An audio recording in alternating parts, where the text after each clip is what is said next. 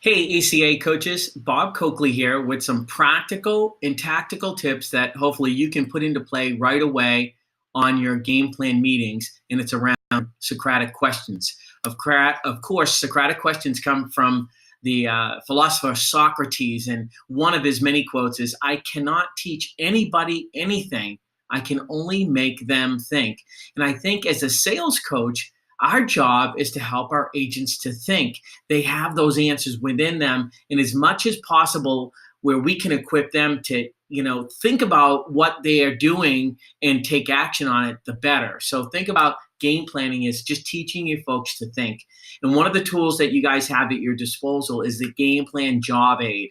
We talked about this, and this is something I would encourage you just to give to your agent. It's just loaded with questions that can get them to think. And you don't have to kind of think about the questions, right? These are great questions to get the conversation going. Now, here's a couple of practical tips you might want to keep in mind.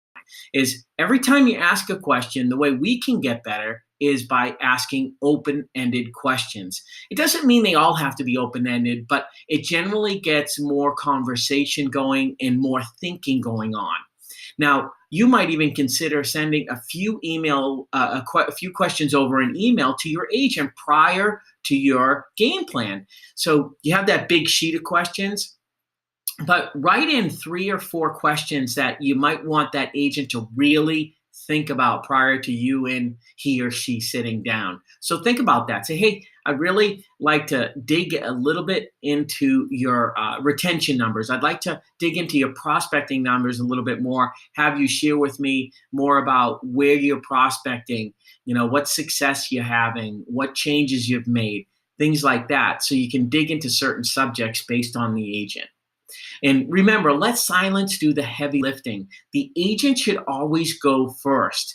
Remember, let them think about it for a while. And that's one of the toughest things that we have as a sales coach. We're so quick and we want to give the solution to them.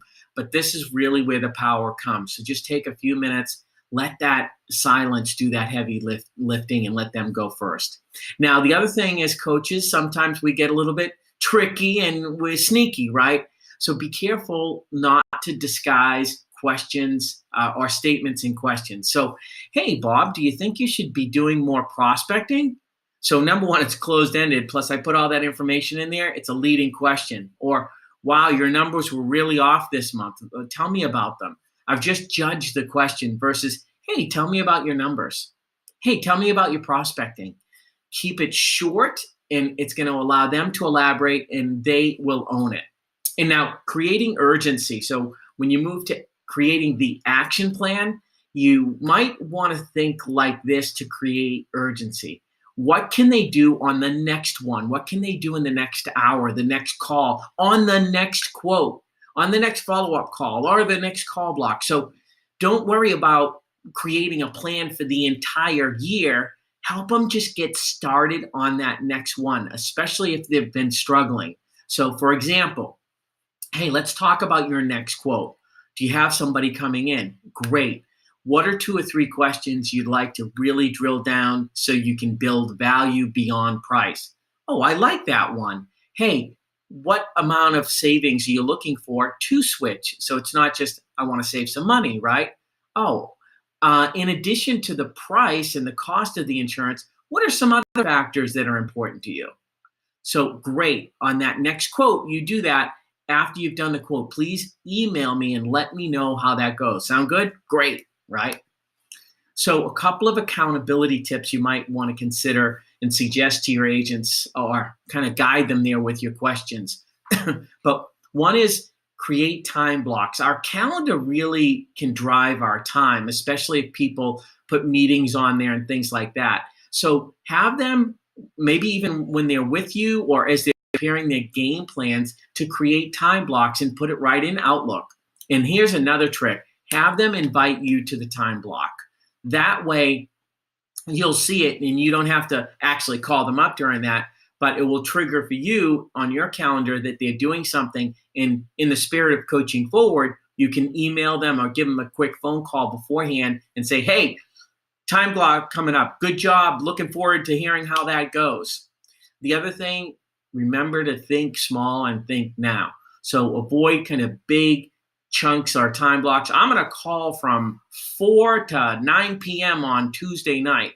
If they haven't been making outbound calls up to this point, it's probably a little bit too big. So think about how can you make it smaller and how can you get them into action immediately, maybe right after your game plan meeting. Hey, how about let's do 15 minutes of calls right now? Wouldn't that be great? Great, let's do it. The quicker we can get them into action, the better. I've found working with agents, shorter, more frequent time blocks work. What I mean by that is incorporate a half a dozen 15 minutes or 20-minute time blocks in your calendar throughout the week. That way, if someone walks in or they get caught on a phone call, they still can catch up with another time block. And a lot of times when people put, well, I'm going to call from 9 to 11, all of a sudden they get that phone call, they start doing the quote, they never get back to the time block. Doesn't mean it doesn't work, but this is what I found working with a lot of agents. Now, it's not enough just to block the time to do the calls. We have to make sure they know who they're going to call. And sometimes that's where they stump them. So they have a time block coming up, but they're like, oh, who am I going to call? And they're already through their time block and they are actually working on building a list or creating that list. For most, that's not a big issue, but again, just identify it. And another thing you can do, whether it's in person or over the phone, is that skills transfer.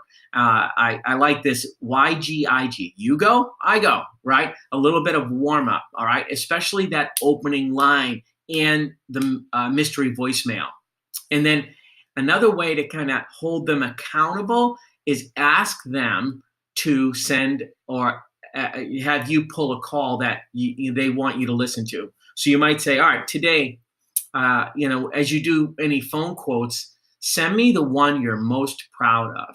Maybe one that you got the sale on and you did some great things. Or, hey, send me the one where you're asking those questions to build value.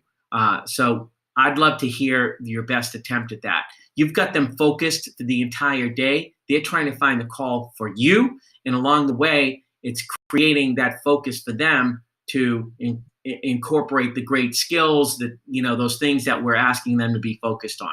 So a couple of tips there. So folks, it's all about action. The conversations we have can help them improve. So let's keep in mind, be careful not to tell. Use those Socratic questions. The more questions, the more time we give them to think. That way they will be fishing and we won't have to feed them the fish. Until the next one, we'll talk to you soon. Good luck.